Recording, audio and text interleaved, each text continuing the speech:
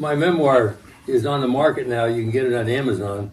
There's a story in it about a diving helmet that I built when I was 15 years old. There's a picture of it in here. You won't see it too well on this film.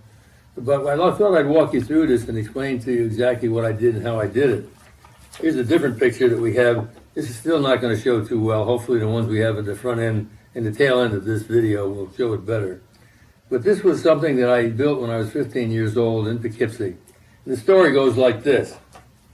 I was walking down the street one day and I saw a rusted out hot water boiler sitting in a field. And I saw that this would be the ideal thing to make a diving helmet from. Now don't forget, this was in 45 and the aqualung had not yet been invented. And so I was about to make myself a diving helmet because I had read 20,000 Leagues Under the Sea by Jules Verne a couple of times, and I was totally enthralled by the underwater world. So I took this thing home, brought it up into my attic at 7 Lowndes Court, where I had a laboratory at the time, and I chalked it out, marked it with a cutout for the face and the shoulder cutout here, and I took it to Mr. Weldy. His name was Weldy the Welder in Poughkeepsie.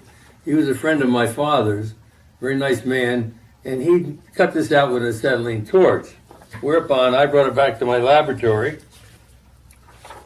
and we took a piece of cardboard and marked it and cut it out to fit it so we could bend it up to fit our breast with a head going through and make the breastplate. And then we used that as a template to mark a piece of sheet metal, cut it out, and Mr. Weldy then welded this together for me, welded in a frame for a faceplate, and some other little things, fittings and whatnot for plumbing on the back.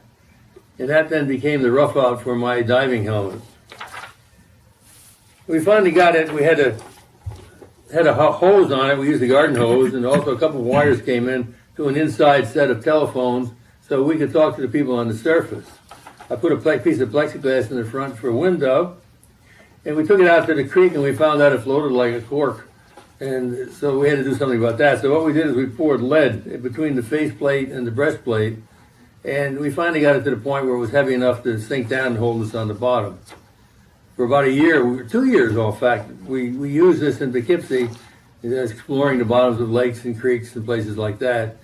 And one thing became very apparent, that being glued to the bottom is no fun if you're underwater because a lot of it's mucky. These things only work where it's sandy bottom and a fairly solid bottom. And the aqualung came along later. I then became certified. I dive all over the world now.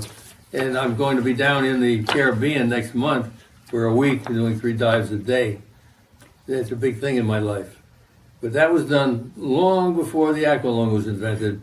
And I was totally enthralled with the underwater world. And I just wanted you to know how I did this.